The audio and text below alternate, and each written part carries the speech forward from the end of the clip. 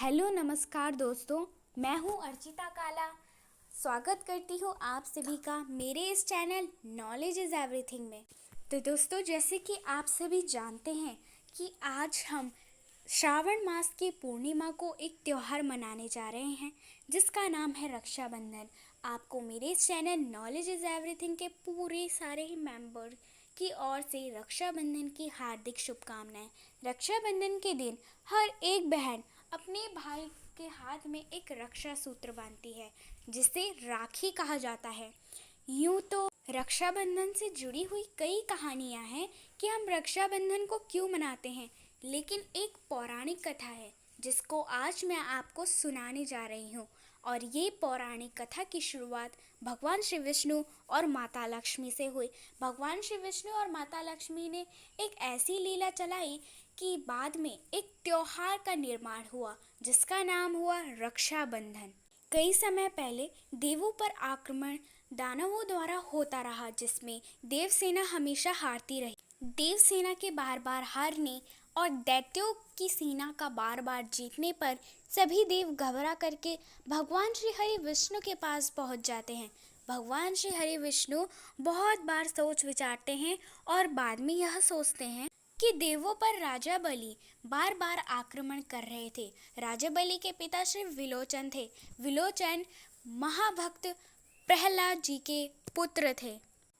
राजा बलि बड़े दानवीर थे, इसलिए उनके द्वार पर जो भी जाता था कभी खाली हाथ नहीं आता था, चाहे जो भी समय हो। लेकिन राजा बलि किसी भी भिखारी या किसी भी गरीब को कभी भी खाली हाथ नहीं जाने देते थे। इसलिए भगवान श्री विष्णु ने एक ब्राह्मण रूप लिया जिनका नाम वामन। राजा बलि के वे द्वार पर भिक्षा मांगने जाते हैं और उस समय राजा बलि अपना यज्ञ कर रहे थे। दैत्य गुरु उन्हें रोक देते हैं।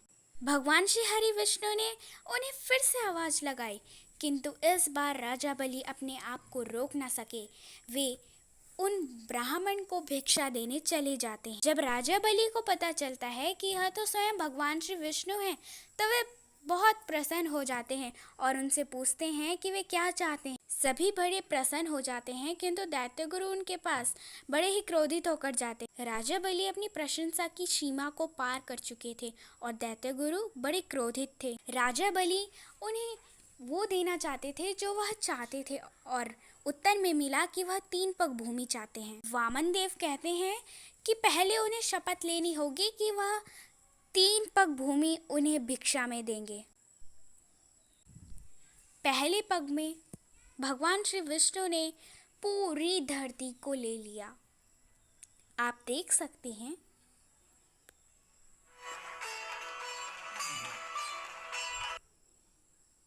और दूसरे पग में समस्त स्वर्ग को।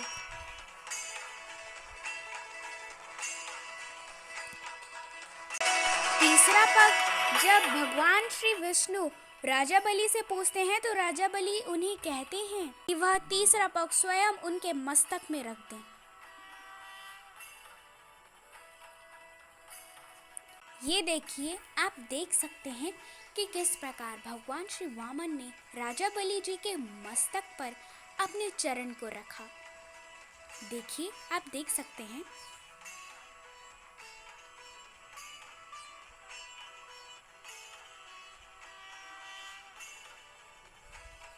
इसी प्रकार राजा बलि पाताल में पहुंच जाते हैं। पाताल में पहुंचने के बाद वे भगवान श्री वामन से यह चाहते थे कि वह उन्हीं के ही साथ रहें। और इस प्रकार भगवान श्री हरि विष्णु को कठिन समय तक, कई समय तक राजा बलि के पास उनके द्वारपाल बनकर रहना पड़ा, जिस कारण माता महालक्ष्मी बहुत ही चिंतित हो गई थी और वह यह निश्चय करती हैं कि वह राजा बलि के पास स्वयं जाएंगी तथा माता लक्ष्मी बहन के रूप में राजा बलि के पास जाती हैं और माता महालक्ष्मी उनके हाथ में एक रक्षा का सूत्र बांधती हैं। तब राजा बलि ने माता महालक्ष्मी से पूछा कि वह अब उनको क्या उपहार भेंट करे। माता महालक्ष्मी उपहार स्वरूप कहती हैं कि वह चाहती हैं कि वे उनके प्रभु श्री विष्णु को उन्हें वापस लौटा दें। तथा राजा बलि भगवान श्री विष्णु से प्रार्थना करते हैं कि वह अपने बैकुंठ धाम चले जाएं और तभी से रक्षाबंधन का पर्व मनाया जाने लगा। तो दोस्तों, आपने देखा कि भगवान की एक लीला के कारण हम सभी भाई बहन रक्षाबंधन के त्योहार को मनाते हैं।